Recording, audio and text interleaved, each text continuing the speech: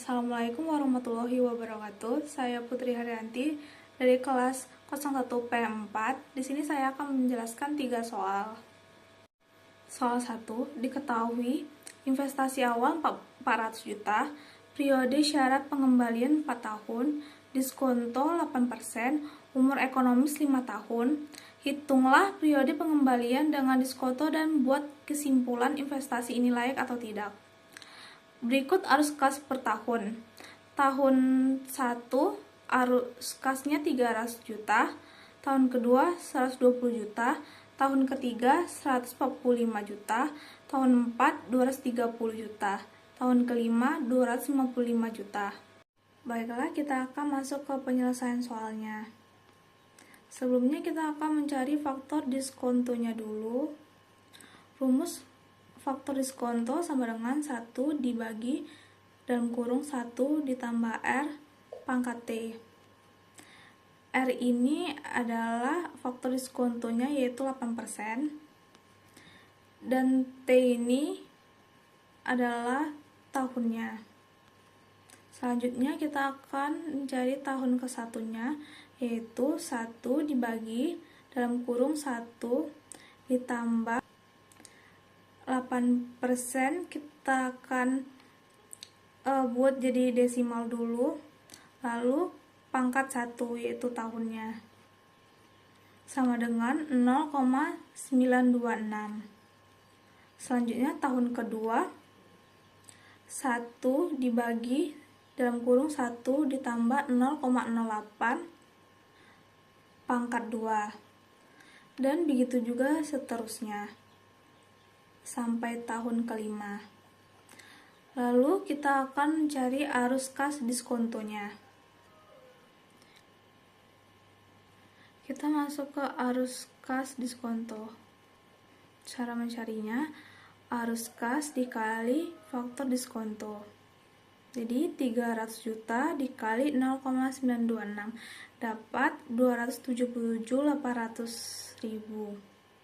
Lalu tahun keduanya 102.840.000. Tahun ketiganya 115.130.000. Tahun keempat 169.050.000. Dan tahun kelimanya 173.400.000. Lalu kita akan mencari kumulatif area kas diskonto. Kita masukkan arus kas diskonto ini yang 277.800.000, masukkan ke tabel kumulatif area kas diskontonya. Lalu 277.800.000 ini kita tambahkan ke 102.840.000. Hasilnya 380.640.000. Lalu kita tambahkan lagi 380.640.000 ini ke 115.130.000. Hasilnya 495.770.000. Lalu kita tambahkan ke 169.050.000.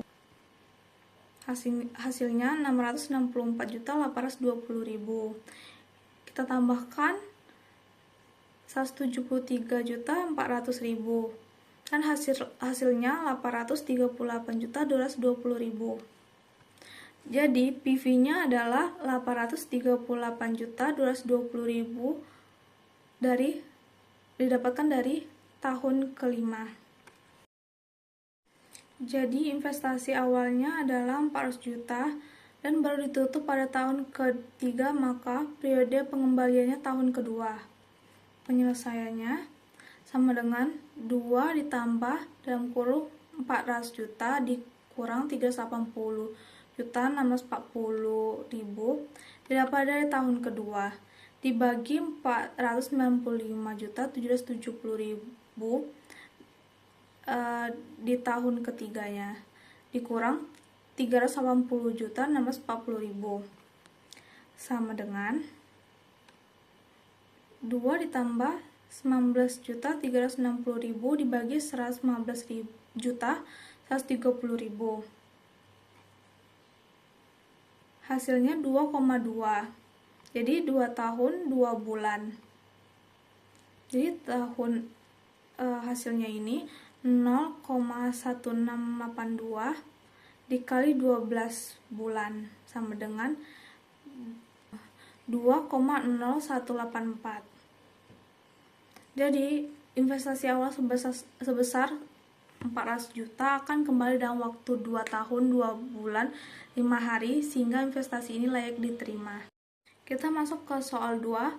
PTA melakukan proyek dengan nilai investasi 800 juta dengan cash flow selama 3 tahun, masing-masing 420 juta, 300 juta, dan 550 juta. Bila diinginkan keuntungan 18%, berapa nilai NPV dan buat kesimpulan investasi tersebut layak atau tidak? Jawabannya di sini ada tabel tahun, cash flow, faktor diskonto 18%, dan PV atau present value. Sebelumnya kita akan mencari faktor diskontonya. Rumusnya masih sama, yaitu 1 dibagi 1 ditambah 18%. 18% kita akan rubah jadi desimal, jadi 0,18. Lalu pangkat T, atau kita langsung masukkan tahun ke satunya. Jadi hasilnya 0,848 di tahun 1, tahun 2 0,718, tahun ketiga 0,609. Lalu kita mencari PV, yaitu cash flow dikali faktor diskontonya. 420 juta dikali 0,848, hasilnya 355.740.000. Tahun kedua 300 juta dikali 0,718, hasilnya 215.400.000. Tahun ketiga 550 juta dikali 0,609, hasilnya 334.950.000. Jadi jumlah PV-nya 906.090.000. Lalu kita masuk ke penyelesaian berikutnya. Present value dikurang investasi awal, yaitu 906.090.000 dikurang 800 juta sama dengan 106.090.000. Karena NPV-nya positif, proyek ini layak secara finansial pada tingkat keuntungan diskonto 18%. Lalu masuk ke soal selanjutnya.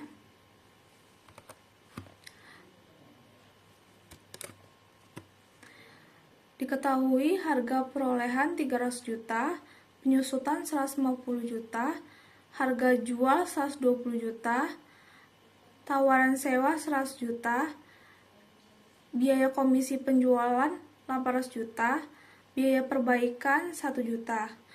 Ditanya, buatlah perbandingan alternatif apakah sebaiknya dijual atau disewa dan buat kesimpulan keputusannya.